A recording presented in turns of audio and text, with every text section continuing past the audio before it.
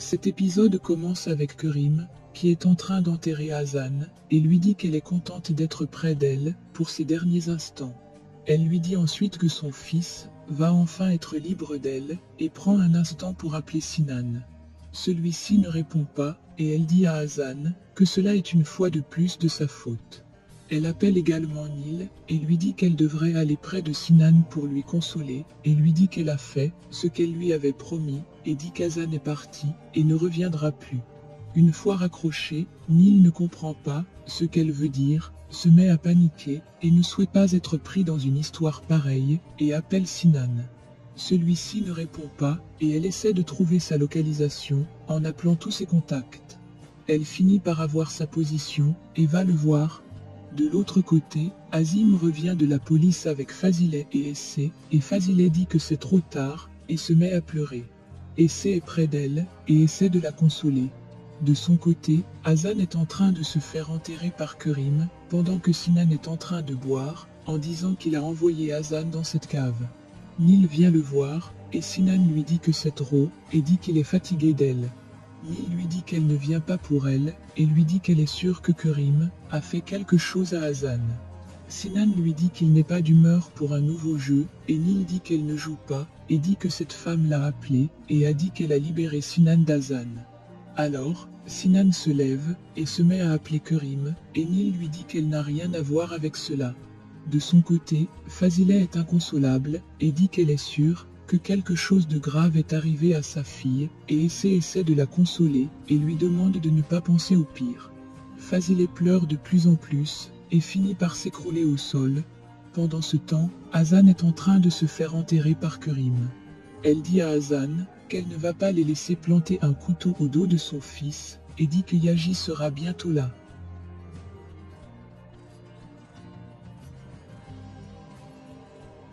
Hazan lui dit qu'elle ne devrait pas faire du mal à Yaji, et dit qu'il est son fils, mais Kerim ne l'écoute pas. De son côté, Yaji est dans sa voiture, et est en train d'arriver à toute vitesse, au lieu de rendez-vous. Il essaie de se convaincre qu'elle est là-bas, et dit qu'elle va bien, et est en train de l'attendre. Il reçoit un coup de fil d'Erdal, et celui-ci dit qu'il a mené ses propres enquêtes, et dit qu'Hazan a reçu un appel avant sa disparition, et dit que cela venait d'un ancien numéro de Kerim. Yaji est étonné, et lui demande d'aller à la résidence, et de tout raconter à Azim. Il dit ensuite à Erdal qu'il devrait appeler la police, s'il n'a pas de ses nouvelles dans l'heure qui va suivre, et les demande de tracer son signal vers la cabine située à Beko. Yaji arrive au lieu de rendez-vous, et l'homme de main de Kerim vient à sa rencontre. Il met son arme sur lui, et lui demande de conduire. De son côté, Kerim est toujours en train de remplir la fosse avec la terre, pour enterrer définitivement Hazan.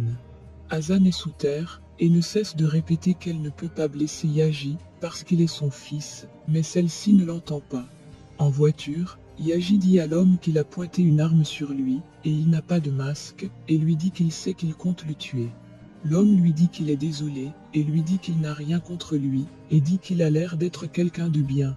Yaji lui dit qu'il a une dernière question, et lui demande pourquoi Kerim veut les tuer. L'homme lui dit de rester silencieux, et Yaji dit qu'il a sa réponse. De son côté, Fazileh est toujours dans les pommes, et tous les habitants de la villa sans exception sont venus la voir dans sa chambre. Sucrier dit alors à son fils que Dieu est en train de la punir, ainsi que toutes ses filles, et Yazine lui demande de fermer sa bouche. De son côté, Hazan est complètement enterré, et commence à manquer d'air. Elle commence à appeler Essay et sa mère. Fazileh se réveille, et se met à appeler sa fille à son tour, et ouvre les yeux comme un zombie, comme si elle ressentait ce que sa fille est en train de vivre. Dans sa tombe, Hazan dit à sa mère qu'elle est désolée, et lui demande les excuses, sentant sa dernière heure sonner, car celle-ci commence à manquer d'air.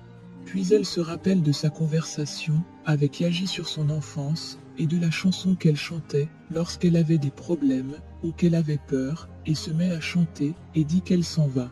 Yaji arrive au lieu avec l'homme, demande où se trouve Hazan. Son téléphone se met à sonner, et l'homme voulant le prendre, Yaji profite pour l'assommer, et prend son arme. Puis, il se met à chercher Hazan, où elle a été retenue pendant des jours, et ne la trouve pas. Kerim entend les bruits et dit que l'autre traître est enfin arrivé. De son côté, l'homme rejoint Yaji dans la cabane et ils se mettent à se battre. Yaji lui plante une fléchette tranquillisante dans le cou et Yaji lui demande où se trouve Hazan. L'homme lui dit qu'il est venu trop tard et lui dit qu'elle a été enterrée. Alors, Yaji sort en courant et va à la recherche d'Hazan. Il dit qu'il va la sauver et se met à l'appeler. De son côté, Hazan est déjà inconsciente dans la fosse. Kerim entend Yaji venir et s'en va en courant. Yaji arrive au lieu de la tombe et se met à creuser disant qu'il va la sauver et qu'elle ne peut pas mourir. De son côté, Fazileh est calme et Sevda dit qu'elle lui a donné un puissant sédatif et dit ensuite que cela est bien pour elle. Azim dit à Fazileh qu'elle devrait être transportée à l'hôpital et elle lui dit qu'elle veut sa fille. Sinan arrive à la maison et rejoint son père dans la chambre de Fazileh et demande où se trouve Kerim. De son côté, Yaji arrive à retirer la terre et ouvre le cercueil d'Hazan et lui demande de respirer. Alors, Kerim arrive derrière lui et l'assomme à l'aide d'une pelle. Voyant cela, Hazan se met à crier. Hazan voit le sang de Yaji couler et elle dit à Kerim que ce sang est celui de son enfant.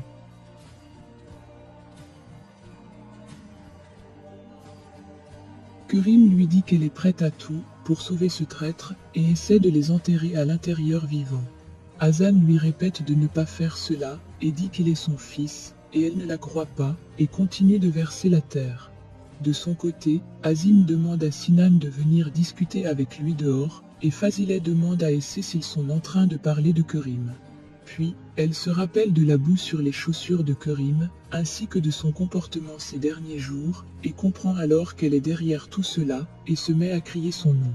De son côté, Kerim fait tomber l'arme tranquillisante par erreur dans la fosse, et Hazan le ramasse, et attend le bon moment pour s'en servir. De son côté, Fazileh va voir Sinan et Azim au bureau, et dit qu'elle va les détruire, si une seule mèche des cheveux de sa fille venait à tomber, à cause de Kerim. De son côté, Kerim avance et se prend une fléchette en plein cou et s'écroule. Son homme de main arrive et il n'y a plus de cartouches dans l'arme et il se met à les enterrer de nouveau. De son côté, Azim demande à Sinan de sortir avec Essay et dit à Fazileh qu'elle ne peut pas appeler la police si elle veut revoir sa fille en vie.